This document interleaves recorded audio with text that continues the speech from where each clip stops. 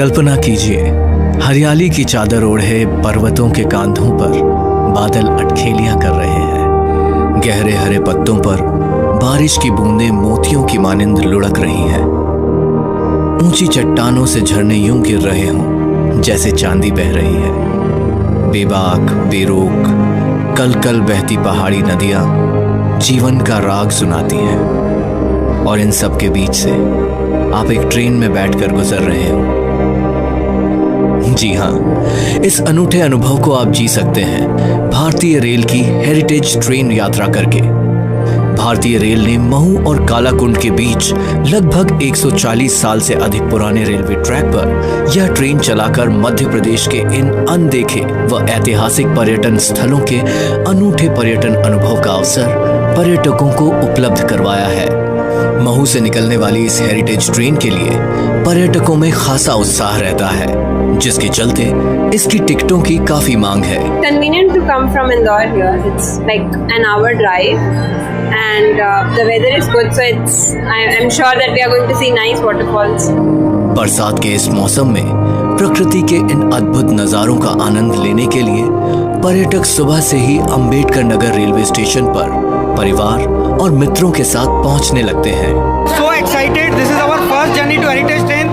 Thanks to MP government for arranging this beautiful moment because it's an adventurous tour for everybody, and we have a lot of place near surround by Mahu, which we have a natural beauty there. जैसे ही सुबह 11:05 पर यह train station को छोड़ आगे बढ़ती है तो ट्रेन के पिछले भाग में लगे पारदर्शी कांच के जरिए हरे खेतों के बीच से सरपट दौड़ती ट्रेन पर्यटकों में रोमांच भरने लगती है।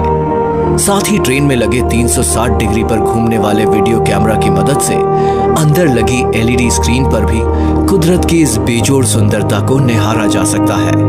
It is such a wonderful feeling, and more so when we are in the monsoons.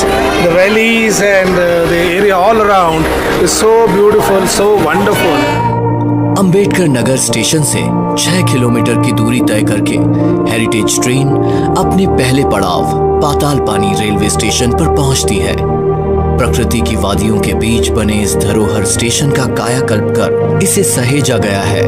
विभिन्न कलाकृतियों, दशकों पुराना यह विंटेज छत पंखा तथा मनमोहक चित्रकारी पर्यटकों के आकर्षण का केंद्र है। 15 मिनट के लिए जब यह ट्रेन यहाँ रुकती है तो पर्यटक संगीत की धुनों पर थिरकने लगते हैं। पाताल पानी स्टेशन से आगे बढ़कर ट्रेन कुछ ही दूरी पर जब रुकती है तो वो स्थान आता है जिसका पर्यटक बेसब्री से इंतजार कर रहे होते हैं, पाताल पानी जलप्रपात।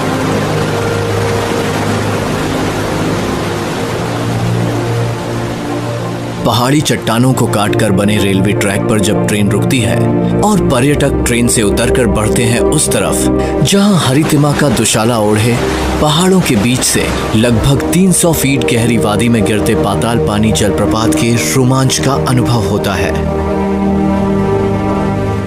इंदौर जिला प्रशासन द्वारा इस जलप्रपात को देखने के लिए सुंदर व्यू पॉइंट्स का भी निर्माण किया गया है। ये जलप्रपात हमेशा से ही सैलानियों के आकर्षण का केंद्र रहा है। यहाँ हर सैलानी इस विहंगम दृश्य के अनुभव को अपने कैमरे में समेटने के लिए आतुर रहता है। साथ ही पर्यटकों की सुरक्षा के लिए प्रपात व खाई के आसपास रेलिंग का निर्माण भी किया गया है।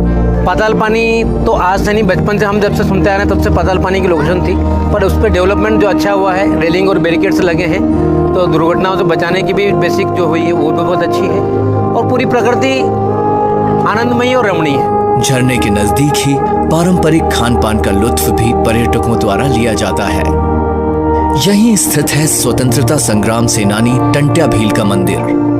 आजादी की लड़ाई में महत्वपूर्ण भूमिका निभाने वाले आदिवासी क्रांतिकारी टंट्या भील का यह मंदिर श्रद्धा का केंद्र है। लगभग 40 मिनट बाद ये धरोहर रेलगाड़ी अपनी अगली मंजिल ब्रिज नंबर 647 के लिए निकल पड़ती है, लेकिन उसके पहले ट्रेन में मौजूद पेंट्री में उपलब्ध नमकीन और चाय की चुस्कियां इस मनोरम यात्रा का मजा दुगना कर देती हैं। यहाँ से इन घने जंगलों का सौंदर्य अप्रतिम ऊंचाइयों को छूने लगता है। कहीं गहरी वादियां, उन वादियों में बसे छोटे छोटे गांव, कहीं दोनों ओर काली चट्टानों की गूंज, कहीं कल कल बहती छोटी नदियां, तो कहीं रिमझिम बरसती बरसात। आप इन सबको निहार रहे होते हैं तभी ट्रेन गुजरती है पहाड़ को काटकर बनी सुरंग से। सुरंग के भीतर चंद सेकंड्स का अंधेरा पर्यटकों को रोमांचित कर देता है। सबसे अद्भुत और अविस्मरणीय दृश्य वो है जब गुफा के अंदर बिल्कुल डार्क अंधेरा रहता है, तब वास्तव में हेरिटेज का एहसास होता है। इस ट्रैक पर बनी लगभग 1.5 सदी पुरानी ये 4 सुरंगें इस यात्रा के रोमांच को बढ़ा देती हैं। 4 किलोमीटर चलने के बाद ट्रेन पहुंचती है ब्रिज नंबर 647 पर। लगभग 100 साल पुराना यह पुल वास्तुकला व इंजीनियरिंग की अद्भुत मिसाल है। यहाँ 40 मिनट रुककर पर्यटक ब्रिज से लगी हुई घाटियों पहाड़ियों को निहारते हैं। ब्रिज के मुहाने पर ही मिलती है तीसरी सुरंग। यहाँ से हेरिटेज ट्रेन चल पड़ती है अपने अंतिम पड़ाव कालाकुंड के लिए। 16 किलोमीटर की इस यात्रा में हर सैलानी अपने आप को प्रकृति की गोद में पाता है। ट्रैक के दोनों तरफ कहीं हरे पेड़ों की लटकती टहनियां तो कहीं रंग बिरंगे जंगली फूलों की डालियां ट्रेन की खिड़की पर बैठे पर्यटकों को यूं छू कर निकलती है मानो उनका अभिवादन कर रही हो। यहाँ रेल की पटरी के अलावा होता है केवल ऊपर की ओर घटाओं से भरा आसमान, सामने विराट पहाड़ और दोनों तरफ प्रकृति और इसका जादू। पूरी धरती हरितिमा वाली हो गई है और बहुत सुंदर सजी हुई है। पहाड़ यहाँ देखो, दाएं बाएं पहाड़ों पर बादल उतरे हुए हैं और नदियाँ बह रही कलकल करती हुई है। शब्दों में न समेटी जा सकने वाली यह यात्रा प्रकृति की जीवंत परिभाषा लगती है और इसे निहारते हुए सैलानियों को लेकर यह धरोहर ट्रेन पहुंचती है अपने अंतिम पड़ाव कालाकुंड पर, जिसका ट्रेन में बैठे हर सैलानी को बेसब्री से इंतजार था।